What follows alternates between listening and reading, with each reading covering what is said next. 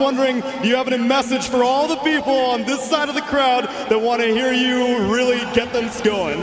我们身后有那么多太棒的粉丝，有没有任何想跟他们说的话呢？谢谢大家的支持，相信我们中国队的大和，好吧。Thank you everyone for your support. Please believe in China's ultra carries. The ultra carries are on the field. Now let's see it in the game as we get into game number 2.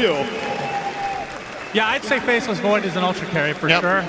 It's the bill. Indeed, it feels like it comes back every single TI one way or another. The question is, will it be effective for Tidebound? As already we're getting action planted inside of the cogs. That is first blood for GH. Feels like we've seen this before.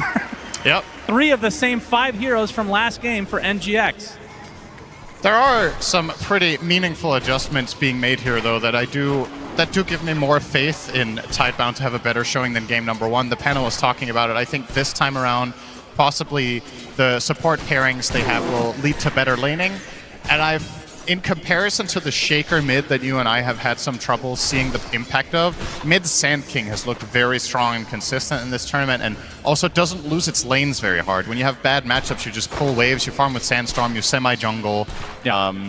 So if that is indeed the case against Muerta, again, playing that melee matchup into that, this time around, I just don't see Nothing to Say suffering as much. He's also better at getting rotated by Clockwork. You can actually stun your way out of cogs.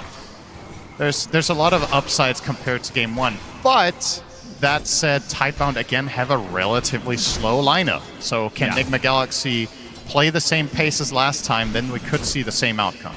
Well, they don't have a Lycan this time, so gonna be less action in that regard for sure. Okay, I'm gonna bring up a storyline. We'll see if it comes to Beast Cinderin, but it is gonna be mega hype if it does. So you remember we cast, it was Tidebound versus Extreme.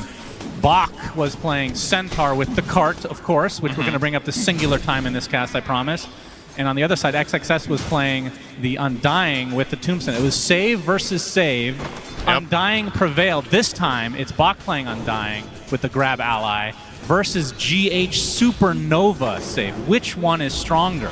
Yeah, good question. We saw GH having massive impact yesterday. Even though they lost the series, his Phoenix against BB team was no joke.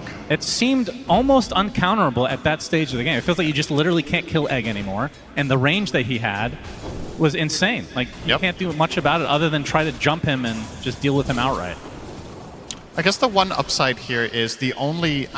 They have technically 2 BKB piercing abilities on the side of Nigma Galaxy against Void, which is Hookshot for a little stun and the Stone Gaze. But potentially Void can kill the Egg. The panel is talking about how he almost has to do it on his own. Oh, nice find there. Planet will get him. Indeed. Blood Grenade. Looks like Tidebound is now on the board for game 2.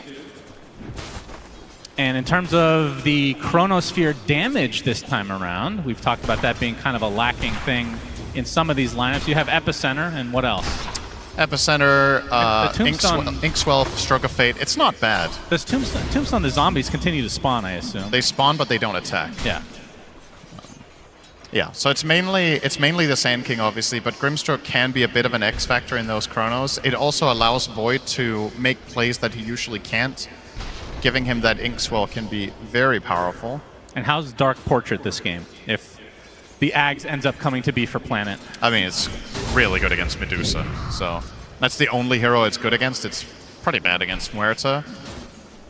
So you're not necessarily looking for like a Soulbind Dark Portrait, but just a single target on the Medusa could be a really strong ability.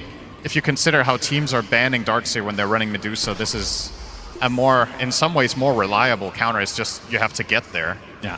But the Dark Portrait illusion is very, very strong. Nightmare Force so that the Courier survives. Omar already with less action here at the 4-minute mark. I feel like he was involved in 3 or 4 kills at this point last game. So Tidebound has certainly made some adjustments. In similar fashion, though, the laning stage is still going well for Nigma Galaxy. It's not through kills, now it's just through the raw laning, but they are once again off to a head start. Shiro on the Faceless Void is struggling, 11-4 against Noob, 22-10 on Mars. This is, of course, a lane that you would argue favors Mars Clock, but probably not by this much. So I think a little bit of just raw outplay here as well from the side of Nigma Galaxy in their off lane. And that's probably the lane of theirs in this tournament that has leveled up the most. Noob was receiving some criticism earlier on for falling flat in some lanes in some games. I think on the big stage, he has been playing his best. And Omar as well. Sure. Oh, that is not an expected soloed kill. by Sumail. That is a huge deal. Nobody even came to assist. Yeah, I was not even looking for this. This is kind of crazy. Sand King, like we talked about, generally draws even bad matchups. He's just getting stomped. Sumail 34 and 15. The Sand King only 21 and 1. It makes me wonder if this is a little bit of inexperience on Nothing to Say's part. I can't help but feel that a player like Malrine will just get more out of this lane as Sand King. Right. Like he's just playing. Sometimes the best way to play the lane is just not play it in the middle. You just pull the waves around and find a different way of navigating. Perhaps he's getting countered out by the threat of Clockwork intercepting him when he tries to go for it. But either way, the result is the same. Sumail with a 1,000 gold lead in mid at 5 minutes. Yeah, it's looking a lot like last game without the ganking needed. Yeah. I guess as Omar. Looks like he'll find Y. Still hasn't leveled Battery Salt. Still holding on to those levels. Has 2 in cogs right now. As the 6-minute rune is coming. GH and Sumail. Looks like NGX actually in good position to get whatever it is. As it will be a regen, so Sumail will be pretty happy with that. Close to his helm as well. Yeah, he was down to like 20% mana. Just going to get it nicely filled up here so he can keep that pressure up. Ooh. Good dive from GH. Has Nothing to Say. We'll be using the Sandstorm and Inkswell to clean up this stack. GH will be taking a bit of that XP though, but of course the gold a little bit more important. And we're only 30 seconds away from this Wisdom Shrine play as well. It feels like so consistently in this tournament, at the first Wisdom Shrine, it feels like we have several supports at like level 3, sometimes level 2 even. It feels yeah. Just all this roaming, I suppose, just hurting their levels overall. It is really important for both teams to try to get one here. Bach, under some pressure.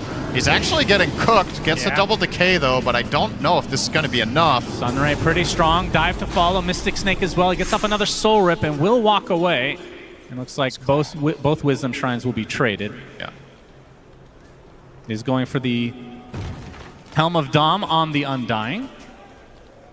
Standard. Let's get a shout out to Helm of the Dom, everybody. All right, mixed reaction. Okay. There's one guy very loudly booing. I love that. It's not that bad. It's really not that bad, I feel like. Can we get a boo for Suns fans taste an item? Okay. There we go. Hey, my favorite That's item what is I'm talking Aghanim about. Scepter, so you're just fooling yourselves here, all right? And Shiro. I mean, at what point can Faceless Voids join the fight these days? Do you, like,